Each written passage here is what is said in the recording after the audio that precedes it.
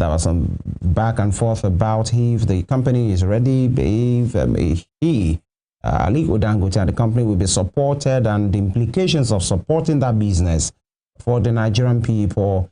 We understood at the time there was a policy, 6-month policy called Naira for Crude, and is to say, let's support this man. That is coming from a presidential initiative and the business and the ease of doing business, and other marketers as well, refiners who may be willing to say, instead of the, let's remove the dollar component of that, operation and make it easy. And Nigerians at that time are saying, okay, are we in an Eldorado? Will that, have implication on the final price of PMS? Does that mean we'll be buying it at a very cheap rate? But later, even when that initiative was on, people understand the terrain, said it's not like the thing will be reduced, but maybe it has some advantage. And recently, we have been hearing that possibly that initiative will expire. I think it started in October, will expire this month. So where does that put us? Is the expiration really, and is it meant for renewal, or is it a termination of the policy?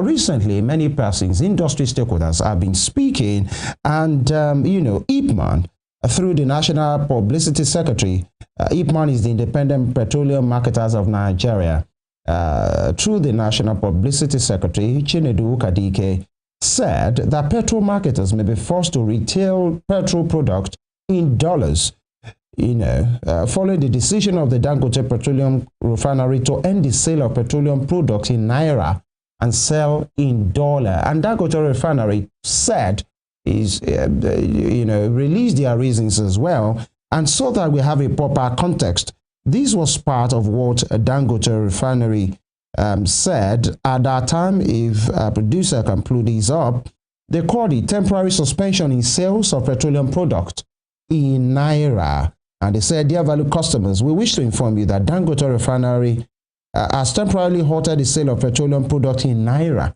This decision is necessary to avoid a mismatch between our sales proceeds and our crude oil purchase obligations, which are currently denominated in US dollars. To date, our sales of petroleum products in Naira have exceeded the value of Naira-denominated crude we have received. As a result, we must temporarily adjust our sales currency to align with our crude procurement currency. Our attention has also been drawn to reports on the internet claiming that we are stopping loading due to an incident of ticketing fraud. This is malicious falsehood. Our systems are robust and we have had no fraud issues. We remain committed to serving the Nigerian market efficiently and sustainably. As soon as we receive an allocation of Naira-denominated crude cargoes from NNPC, we will promptly resume petroleum product sales in Naira. We appreciate your understanding and cooperation during this period. That is from the management of Dangote Petrochemical Company and Refineries. We have been joined this morning by someone who knows, talking about the economy, is a senior economist and, of course, a very efficient analyst, Dr. Paul Alaji. He joins us virtually this morning. Good morning, Doctor. Good to see you again. Good morning, and thank you so very much for having me. A beautiful morning to you and the viewers around the world. Thank you very much. You heard me, and I'm sure what I've been, introducing the topic and all of these dynamics. What do you think is happening here? So first, the federal government announced a Naira for crude or crude for Naira some months back, when the majority of Nigeria thinks that if Dangote Refinery is in Nigeria, we said that we want to save over 10% of our import bills, there is no point in Dangote still importing crude to Nigeria or buying crude in the dollar. So this is the dynamics. Nigeria produces crude on our soil, and this crude has an international value. So because of this, we produce, then sell to the rest of the world. But we need so many products that come from the crude, which includes but not limited to jet A1, kerosene, diesel, PMS, and so on and so forth. And this import of this product has really weighed down on our economy, despite the fact that we are producing the input, which is the crude.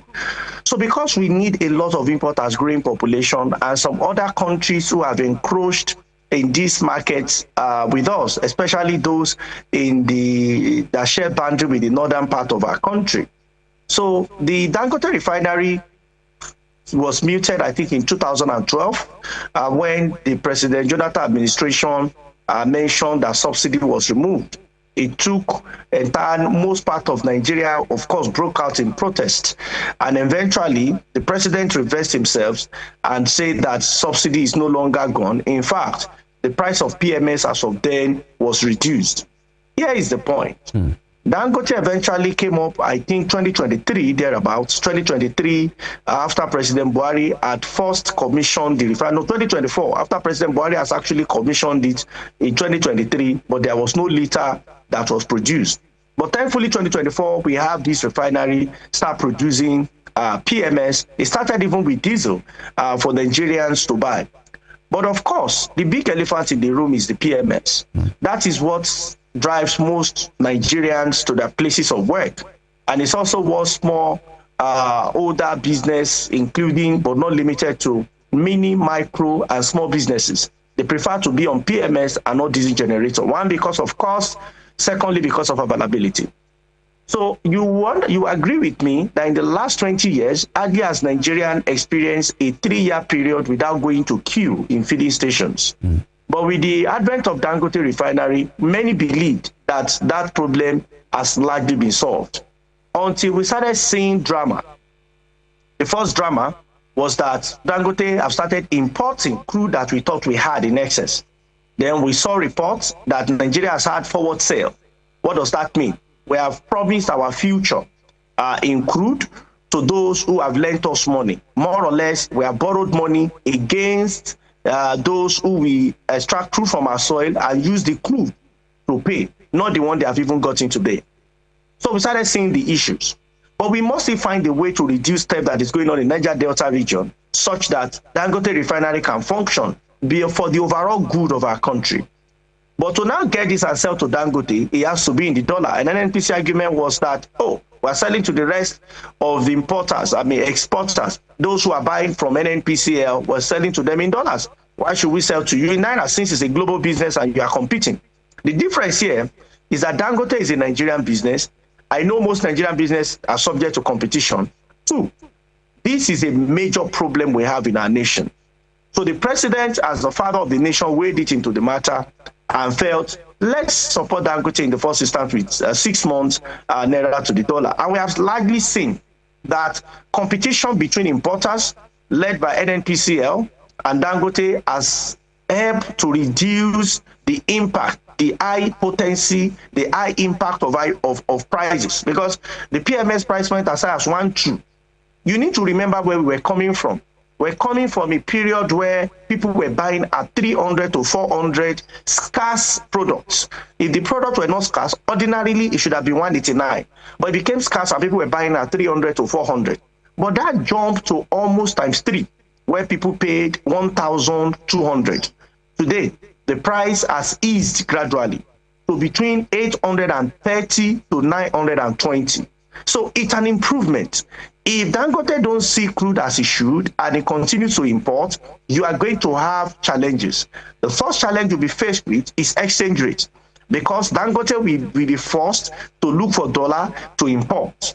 2, retailers have started to give us signal of what may come. They say if you want to buy PMS from us, either as distributor, you have to now buy in dollars because Dangote is selling in dollars. Very soon, those people at the pump will say, for you to buy, you have to pay dollars. When you pay dollars, what does it mean? For common people to carry their jerrycan, their vehicle, wanting to buy 10, 20, 30 liters in their vehicles, and they have to pay dollar. That means we have effectively dollarized our economy. What will happen to the Naira? Yeah, well, we might be conducting this funeral, because virtually everything before you get to work this morning, and I don't know if you did, if you're on night shift, I'm sure one way or the other, you must have driven your own car, or you must have entered a commercial transport for you and Mr. Daniel, your colleague, to get to the office. Imagine that you earn in Naira. Imagine that Naira has emaciated in value, but you need to pay the dollar to fuel or to pay transport. So when the bus driver, I don't know how it's going to seem, when bus driver said he's paying dollar to buy fuel, how much, what do you think you will pay as a person in the vehicle? You're going to pay dollar. So what will you ask your management to pay you? Dollar. Your management people that want to run adverts on radio or television, will they charge them? Dollar.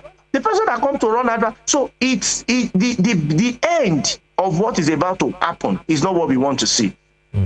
Therefore, government need to quickly intervene between these two major warring parties. NNPC is an institution. Dangote Refinery is a giant in the industry. So I will expect Mr. President and indeed Presidently to quickly weigh in on this matter so that we can solve the problem or nip it in the bud. Oh, all right, Dr. Alaji. I'd like to ask you this question straight. And what do you think is the culprit in this case? And here's what I mean, Doctor. Let me break it down. NNPCL, okay, had a deal, signed a contract with Dangote in October 2024. The Naira for crude contracts, that contract was supposed to last for an initial period of 6 months, which will elapse at the end of March. Dr. Alaje, in that contract, NNPCL is supposed to supply Dangote with 385,000 barrels of crude per day. But unfortunately, NNPCL has not been able to meet up with that demand. Inside sources are saying that Dangote on the average got about 61,290,000 barrels of crude per day on the average. If we do all the calculations, that leaves us to about roughly 16% of the actual amount of crude Dangote is supposed to be getting. Now, where does that leave Dangote? It simply means, like you said, Dangote now has to import crude.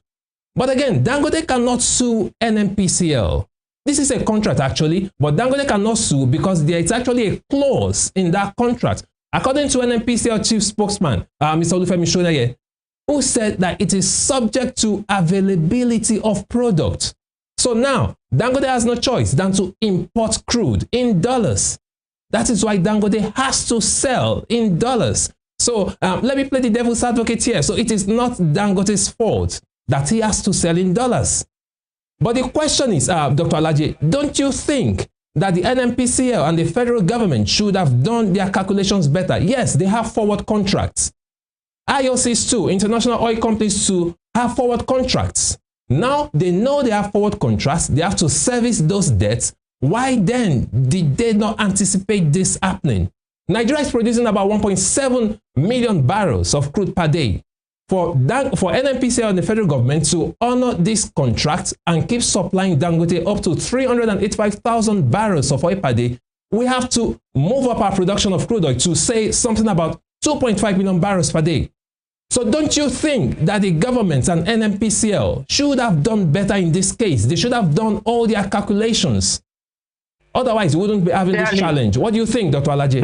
Clearly, it's obvious that NNPCL was just looking for a fast way out and also to avoid bad media, because you realize that many Nigerians were not particularly comfortable with NNPCL at the time. More so that NNPCL starts bringing new terminology, even though they were in text, to say that these are the challenges and these are the realities on ground. But that said, if Dangote has been promised over 300,000 barrels, and is getting far less than that, about 16% of what government has promised, technically, Dangote is going to be affected. One, it could also be to starve the Dangote's refinery of product so that eventually is not able to meet up with its average variable cost.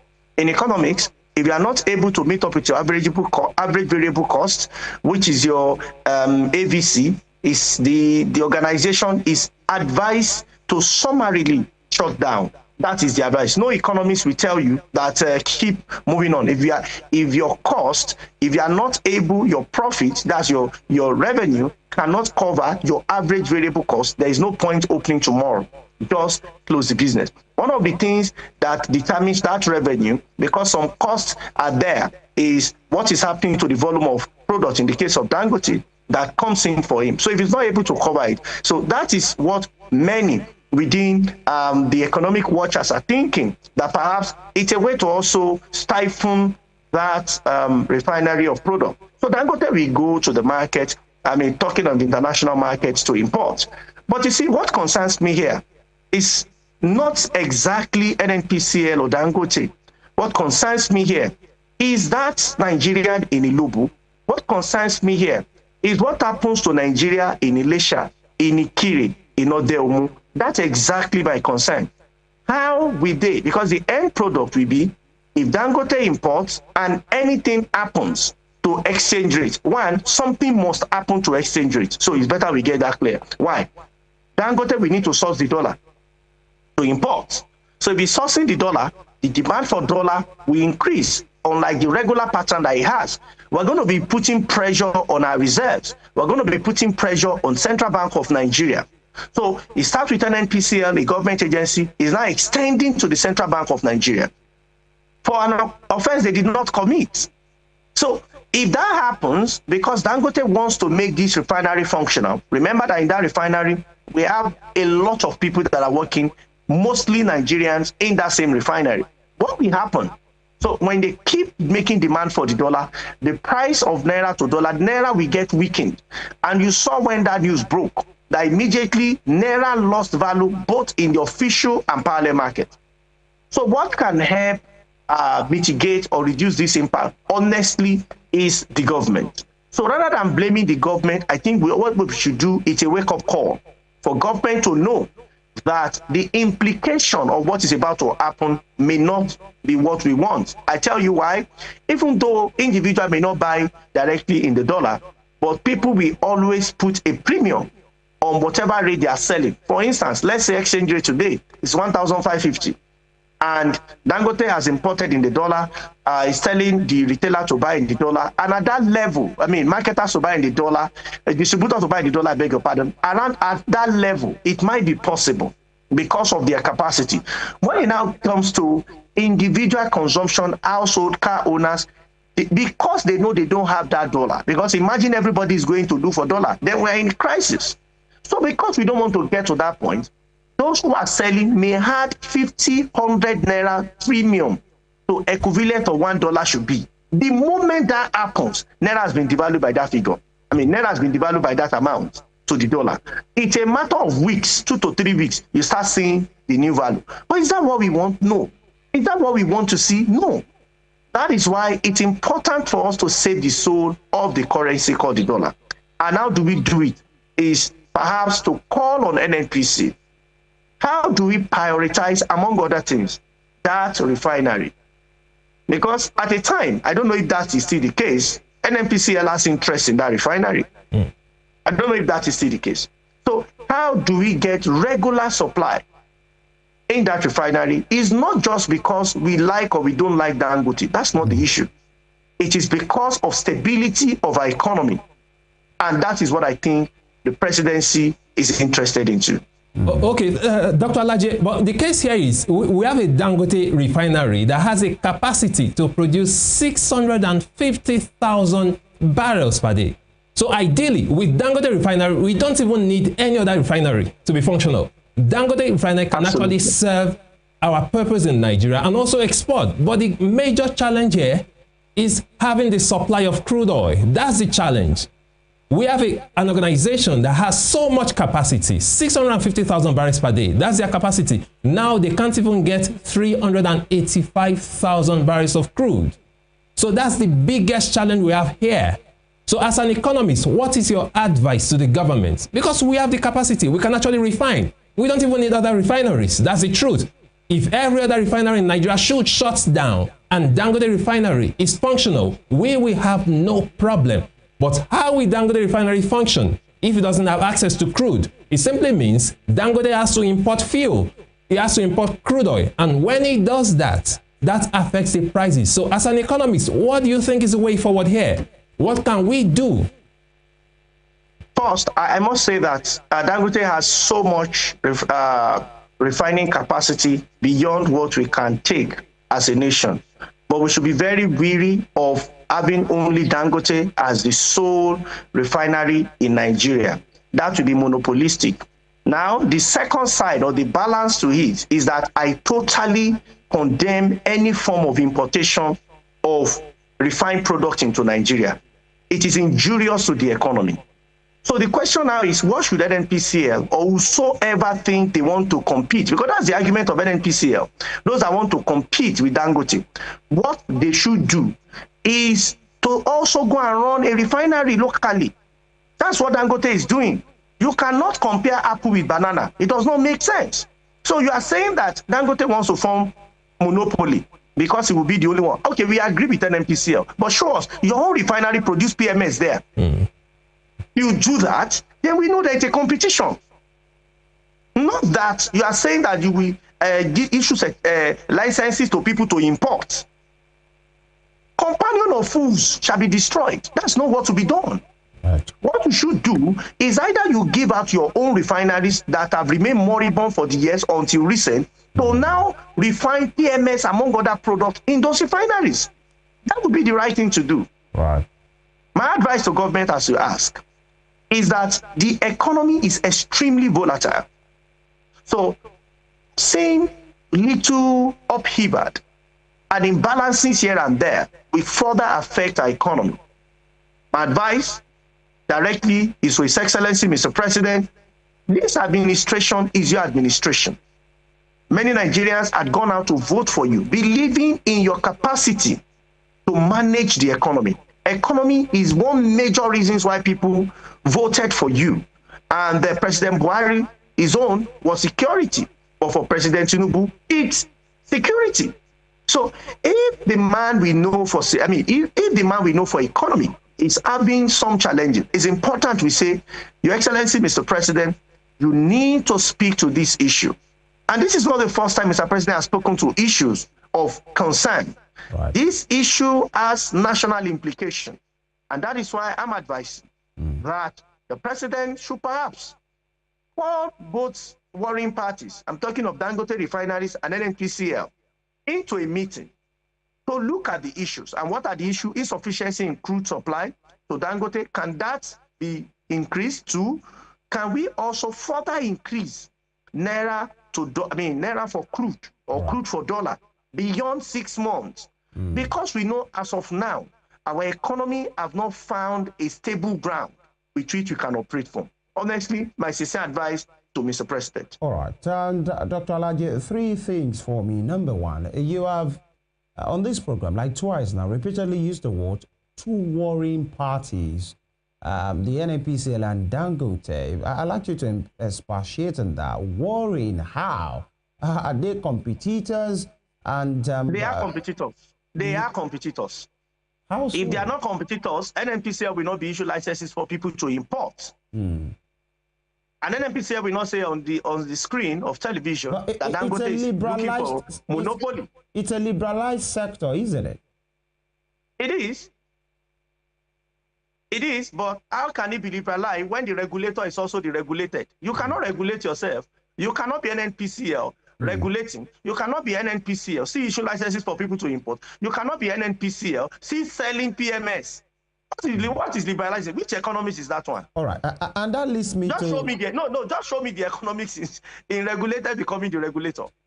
Interesting one there. Then I appreciate it. And it takes me to the second point here, and which is about we have been told severally the turnaround maintenance that took years, especially the Warri refinery and that the one in Port Harcourt. We are told many persons, in fact, President Olusegun Obasanjo declined and say it cannot work. I know what I'm saying. That's Eboro himself. But the presidency came at him and NPCL say, we are inviting you to come over. These things are working. Now, what kind of credence does this give? If Dangote is the one, beaming with all kind of, we want to do this, we are not doing this, these are situations, and we have not really seen anything from Warri refinery. I've not really seen anything substantial from Port Harcourt for them to say, can you guys ignore Dangote? We are here. Does that give credence to what people have been saying And maybe it's just all mouth, and maybe these things are not working. Because if they are working, then Nigerians should be seeing. And the third one, which I want you to answer together, is the dollarization of the economy. That maybe we get to that point in which people with jerry cans and commuters in Oshogbo, in Ilori, somewhere in Brini Kebbi, might have to be going to the filling station with dollars. Are we not exaggerating? Is it possible we get to that level? Two questions. Well, first of all, I talk about the claim by NNPCL that the former president should come and see that the refinery is working. But the former president does not need to work. If he's working, he's working. If he's not working, he's not working. How do we know? Why do you need to issue licenses for people to import if yours is working? So what NNPCL said is that, yes, they are not producing PMS, which perhaps is the most important of all products. What they are doing is diesel, which is important for industry. Okay, so that is fine. But in what quantity is this diesel? What is the volume of this diesel? What impact does it have on the economy? Why are we still importing the same? So those are questions to tell whether we have reached sufficiency or not. My argument has been government need to do away with those refineries by reducing government's interest to not more than 40%. Allow private sector to come on stream to support, but government influence must still be very present in the, must still be there in terms of share and equity in the refineries. Number two, you asked me another question. I think it's regarding dollarization. Yeah. And you asked if you are going to get there. The answer is very clear. The answer is yes. Time is what we may not tell. And I don't think we should hope that we will get there. A country has gotten there already. Was it Sierra Leone? Sierra Leone, they thought it was a joke. They got there. Today you can buy a bag of rice using dollars. In Sierra Leone, and nothing is wrong. DRC Congo has gotten there. These are two countries, for example, in Africa that have gotten there. So don't think I'm saying one mystery. Economic history, recent history, in fact, economic trends can report. And I know your station, very credible station. You can make your findings. That you can go on the street, work in Sierra Leone, and just take dollar and pay. Everybody already know. In fact, prices in Sierra Leone, in some part, are tagged in dollars. Is that bad? The same with DRC Congo. Prices are tagged in the dollars. All right. Why? Because most imports are done in the dollars, and the retail prices are done in the dollars. So effectively, the economy has been dollarized. What must we do not to dollarize the economy is to show that our big size as an economy, that one of the things that influence what people consume is cost of transportation. And this cost of transportation has one major input factor, apart from the cost of infrastructure equipment or assets for transport. Another one is cost of fuel or diesel or petrol. How do we sustain it in the Naira? That will make us have control of the economy. It will help us to have control of the exchange rate in a way, and also have mass control of the currency to be used. And for me, I think we should keep using the Naira. All right. And we just hope, and that's why we speak to professionals like you, so that we can always hope. It's even the renewed hope season, but then we must show workings, and it's good that we are laying it bare as it is. Dr. Paul Alaji has been speaking with us. Please, I'd like you to just hang in there. We'll go on this quick break, and when we return, we'll speak to other matters as far as the Nigerian economy is concerned. It's Morning Spring on Western Spring Television. Stay with us.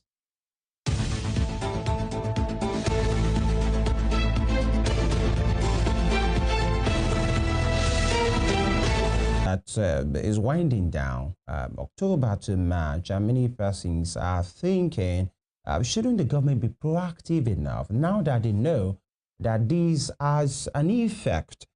Do we have to wait for back and forth for the company to, issue a disclaimer and say whatever happens from us or whatever the people get from now is because of where we are right now? A quick one before Emeka comes in. Dr. Paul Alaji, now, maybe there is some politicking in these issues. Many persons will say, if Dangote Refinery, for whatever it's worth, are coming out with such an issue to talk about their situation and peculiarity, shouldn't they firstly be talking to the government to say, we had an agreement and it's a win-win situation for us and for the Nigerian people. This is where we are. Can we further elongate this policy thing? What do we do? This is our position. Instead of coming out to just let the people know whatever they get from now, we have no hand in it. It's just the reality. Shouldn't they be talking to government and their handlers? Firstly, I think Dangote Refinery and NNPCL has gone beyond that. Virtually, there is no boardroom talks anymore, and it's not a matter of today. I think in the last 1.5 years, Dangote Refinery and NNPCL have decided to watch their dirty dinners in the public space. From the fact that Dangote Refinery's crude were not of high quality, to the fact that Dangote Refinery alleged NPCL of importing bad fuel that damaged many people's engine, and people confirmed that their engine, their vehicle were badly affected. To campaign of calumny that we saw on social media, that some PMS, one lasts longer than the other. So the other one that said that don't. So the two of them, it's a very offensive campaign that you have seen among the two parties. Unfortunately, these two must work together. But Nigeria should also be very wary to think that the two should quickly unite overnight. No, they should unite in areas that interest the public, which is continuation of crude for Naira. But when it comes to unite in setting price, honestly, price will jump above the roof. Now, what we teach in economics is that we should be wary when duopoly want to form a cartel, because that will really affect the populace. When duopoly forms a cartel, they can simply agree on what price will be and where will you run to. If a liter of fuel, for instance, if they fix it to 2,000, will you, Mr. Femi or Mr. Daniel, say, no, we will go and buy elsewhere? Where will you go? You cross border to where? To buy exactly. So that is why in prices, that competition must continue. But in supply chain, they must agree for the sake of having continuous inflow of product and continuous inflow of commodities for Nigerians to buy and use for the efficiency. All right, Dr. Alaje. Part of the solutions you recommended is for NNPCL, okay, to increase supply to Dangote. And here's my concern, Dr. Alaje. In this case, unfortunately, looking at all the factors here, it is quite impossible for NNPCL to do that now. How do I mean, Dr. Alaje? Here's the problem. Right now, as we speak, the federal government has some forward contracts. You also mentioned that in your speech. We have some forward contracts already. So we do not have, Nigeria does not have enough crude as it is to supply Dangote. Sir, that would have been a logical... I don't agree with you, sir. No, that's what they're saying. That's what NNPCL and the federal government are saying. I don't agree with what NNPCL have said. Where are the crude that is stolen on Niger Delta on daily basis, on weekly basis? Where are those ones going to? That's the problem. They cannot account for those ones. We are currently producing about 1.7 million barrels, which is not enough to service the forward contract and also supply Dangote. 2 million barrels. Over 2 million barrels is what is in the budget. The 300 difference of what we are doing is what Dangote is asking for. As a nation, can we protect? If we cannot protect, can we set up proper organization that we protect and let that part of the money Dangote pays goes to them to secure the pipeline to him? How do we allow few individuals to steal, to cut away with our commonwealth, and we pretend as all is well? We are saying that we are dealing with economic crisis, but at the same time, we allow not 1 liter, not 1 barrel, and by the way, barrel is not 1 liter, not 1 barrel, not 10 barrel, not 30 barrel, not 300 barrel, not 30,000 barrel. We're talking of 300,000 barrels and more of the gap in the budget. This is just March 2025. Based on what government projected. And reports still have it that crude is still being stolen along our pipeline. You saw presidential decision. It was because of a leakage or violence or whatever political is. I don't want to get involved in the politics. You know, around the pipelines. So how do we watch and our pipeline get sucked or people connect maize to the pipeline to catch away with our crude? I strongly believe that if the will is there to provide crude for Dangote, we will do the same. Yes, if you want to compete with Dangote, the situation is not completely bad. Let's make at least one of those 4 government-owned refineries functional and produce all products. 2, government has issued licenses to some other persons to refine. We need to provide similar support, such as we did to Dangote, to them, so that we can have meaningful, significant competitions among operators. Absolutely. Dr. Alaje, are you worried, okay, that like some people are saying that Dangote can actually have monopoly in this sector, but you've said it already. If they don't want monopoly, then the NNPCL too should step up. Their refinery should function and produce fuel, refine crude oil and produce fuel. But the question is, since they are not doing it, do you see any politics playing out in this? Do you see any case of politics playing out in all this? Anything about crude and PMS is politics. It's global, is a global politics. So it's geopolitics that takes strong preeminence. And that's what you are seeing in Nigeria. It's nothing short of politics. And I think you see more of politics. At the end of the day, this will have electoral implication in future. Some things certainly in economics have electoral implication. And that is why some persons specialize on political economy. So you are going to see even more if this matter is not nipped on the bud. But the implications are there. They have electoral implications. You might see that pricing, because of course this will affect price. Remember that price affect policy, policy affect politics, and is a cycle. So I strongly believe that, of course, Mr. President knew, I've heard quite from a lot of people that is a strategist. He will consider it. But if he's not considering it, I'm saying it, that this will have consequences on electoral value. Please, it's important. The instability, it's enough. We can start to get ourselves now as a nation, because if you look at it, this is 2025. We have only 1 year to pre-election year. And this 1 year is going down gradually. In the next 2 months, there would have been midterm. People will sincerely and objectively evaluate the government. And this evaluation, trust me, it will have implication on the next election. Now, what should people be saying? It's a different conversation entirely. I'm not a politician. I'm not a political commentator. I'm an economist. I'm just saying, for those in office, please do everything possible to favor Nigerians. Because when you favor Nigerians at the end of the day, Nigerians, that trust will come back to you in electoral figures. That is why it's important for you to look at the issue of pricing. When the price goes up, even by 1 naira, it might aggravate them. If the price goes down, it will make Nigeria to be happy. And of course, it will be easier for you to convince Nigerians for another election. Right. And, let's talk about, the bigger picture right now.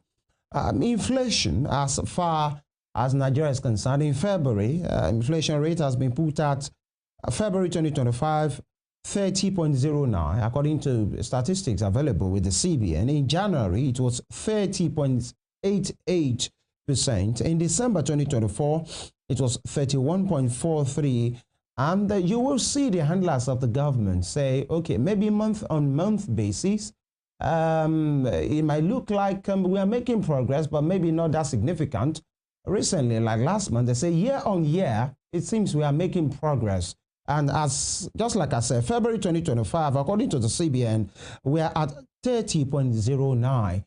The Wale Edonomics and the Yemi Cardoso-nomics, those are the guys in charge right now of our economy.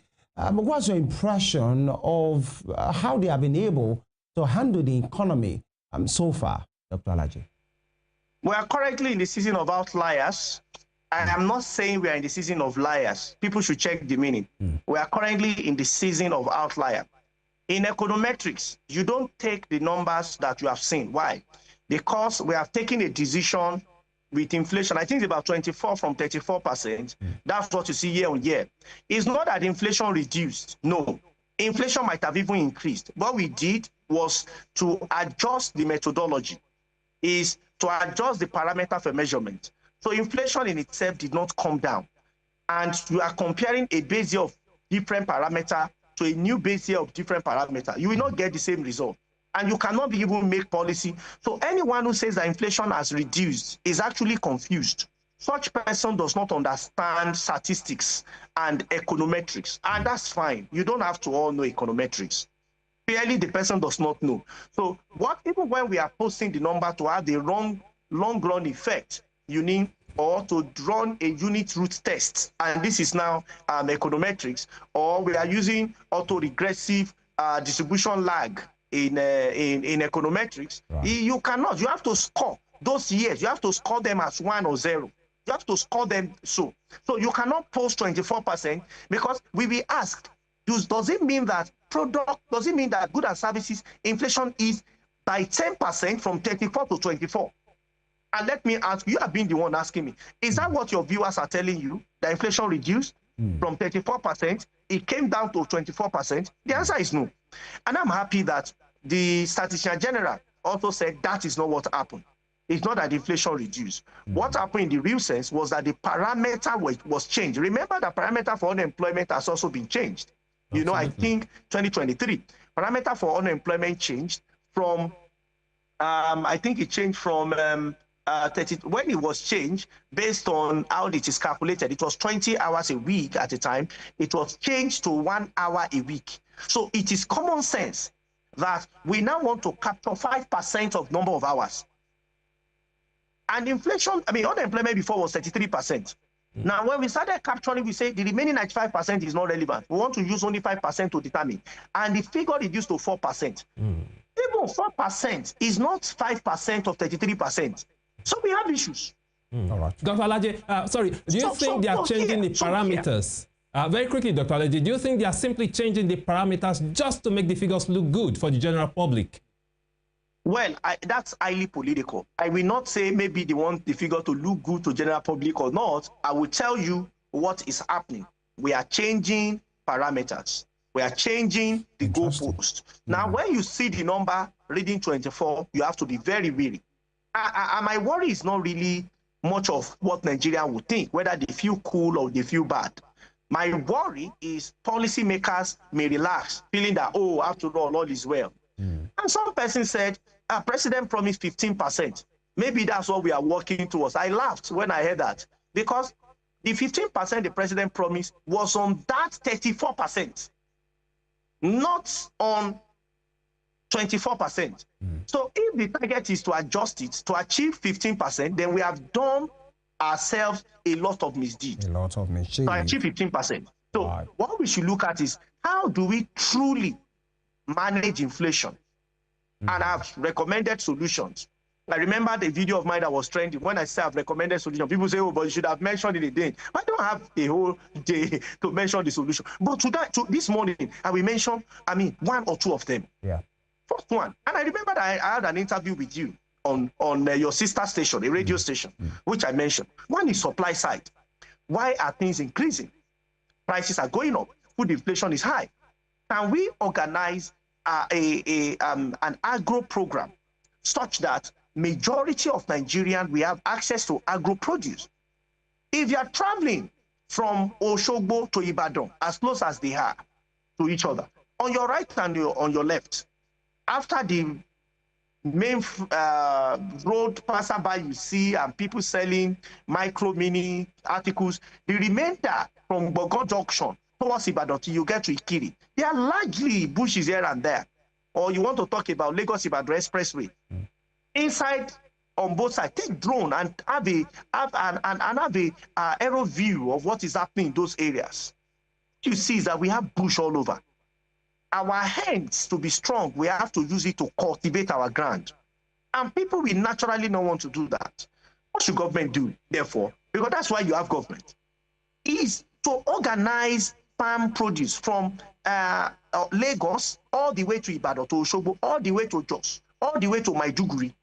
Who are the people that are going to work there? Many youth have said they are out of job, and they are not wrong. We even have core members. The government has recently promised and I think fulfilled 77,000. What we must do is to organize farm ops, and we will not be the first to do it. Chief Obafemi Awolowo was the first Nigerian to create farm centers, farm ops. And you can see the kind of food supply we saw in Western Nigeria at the time when Baba was the premier. Why did we forget our history so soon? If we have seen what helps us, we call it trial by success. Why are we following trial by errors? So it's important as a nation to see in all the local governments, 774 of them, including the area councils in Abuja, how can we deliberately integrate as part of our system, as a part of our economic development, how to form food? So is policies, monetary policy. We cannot devalue a currency and not expect inflation to come. We cannot. We cannot be importing PMS and not expecting that it will lead to inflation someday, as we are seeing it. So we have both monetary and fiscal to take responsibilities. Because of time, I may not expatiate further, but there are more that we can do when it comes to inflation. Thank you. How we can contribute. Thank you very much. You know, it's always exciting to talk with you, especially the Nigerian economy, in which everybody is particular, and it's about the prosperity and the flourishing of this nation, and that is the main concern here. And one of these days, maybe in the coming days, next week or thereabout, we'll talk about the Nigerian Bureau of Statistics. And you talked about methodology, and many Nigerians are concerned. This used to be an agency that whenever they channel their figures, Nigerians believe. But it seems they believe it's waning right now. How do we correct this? But that will be on a later program. Dr. Paul Alaje is an economist and, of course, an economic analyst. Thank you for your time and your take. We appreciate you. Thank you so very much for having me. All right. And that is where we lay it today. It's the nation prosper by the way the handlers handle the economy. And so many components when we talk about the economy. Just talk about agriculture, you know, and not just, you know, when we talk about agriculture, people still think is you know, wearing a rough clothes, picking up the hoes and the cutlass, having some seedlings in your hands, and then you know, the ones you see in movies, put your hose like that and say, I'm heading to the farm. It's 2025, man. Things have, you know, times have evolved. Absolutely. Well, beyond you having cutlass and hoes. I'm telling you. Go to the United States, go to Mexico, you see the scale of farming, and you'll be surprised. The scale of farming in the US alone, the kind of mechanization they have put into their farming. Why can't we do that in Nigeria? And again, Femi, my worry is in Nigeria, we do not lack experts. We have extremely intelligent people in Nigeria. Then why are we not getting it right? That's the problem. That's a question. There is a solution to all the problems of Nigeria. We have people who can proffer solutions. Then why are we still not getting it right? Is it that we have leaders? I mean, someone has claimed that maybe we don't have leaders who are smart enough. Is that really our problem in Nigeria? Because we have everything we need to prosper as a nation. All we need to do is implement good policies, and Nigeria will be out of this mess. That's from the consultant. This is your consultancy that you are offering. All right, and you know, I can just see the head marketer passing through. You get your invoice very soon. We should go. Absolutely. Thank you so much for joining us once again this morning on Morning Spring. This is Western Spring Television, where we bring you the news as it is. Exactly. You don't want to miss it. We'll be here again tomorrow. Don't forget, you can check out our conversation on YouTube and other social media handles on Western Spring Television. Emeka Daniel is my name. Do have a wonderful day. Good morning. All right, and I am Femi Ojo. Thank you for staying with us. I celebrate the production team that have worked to put this together with us. We'll return tomorrow for the TGIF edition of this program. You don't want to miss any part of it at all. You know, let me use this opportunity to, greet our Muslim brothers and sisters. The fast is almost ending right now. And, you know, when you see some of them, especially those of them around, you see the energy has been low for some time, and you understand it as well. So by next week, the celebrations will be rife. And is this the one they slaughter ram? You know, it depends on who you ask. I'm interested in the meat. It depends on who. Oh, really? And of course, you know, our Christian brothers and sisters, you know, observing the Lenten season, it's a time of sober reflection and prayers. We will offer the prayers, but let's do the work. Absolutely. As well. Again, I'm Femi Ojo. See you tomorrow, God willing. Bye.